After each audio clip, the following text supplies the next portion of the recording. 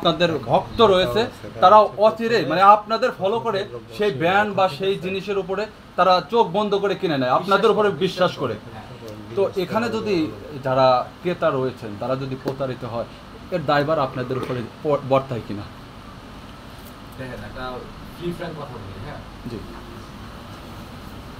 আমরা মাগনা আসিনি, আমাদের ভালোবাসা এবং আমাদের মনে হয়েছে তাদের যে আমাদের এই একটা সম্মানই করলে তারা আসবে, তাই না?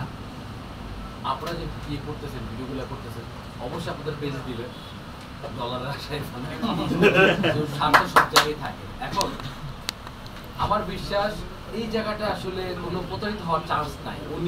ও চাইলেও কোনো 2 নাম্বার জিনিস হয়তো উনি ইউজ করে মানুষের স্কিনে ব্যবহার করবে না, হেয়ারে ব্যবহার করবে না, ওনার ব্যবসায় লস হবে। এত লাখ লাখ টাকা খরচ করে উনি অল্প কয়টা টাকার জন্য আসলে ব্যবসা লস করবে না, এটা আমার বিশ্বাস।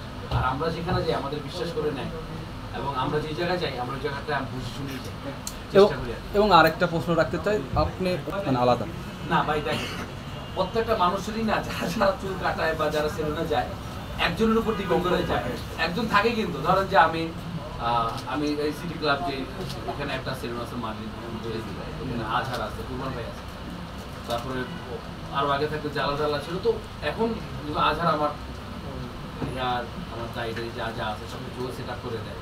এখন আমাকে ভাই বাংলাদেশের বড় হেয়ার মানে মানে বিশেষজ্ঞ নিয়ে আসলে আমার মনে হয় শান্তি পাওয়া যাবে না, বুঝছেন? আর এই জায়গাটা যেহেতু নতুন, আমি একদিন আসবো, আমি সার্ভিস দেবো, দেন আমি আসলে আমি এটা রিভিউ দেবো।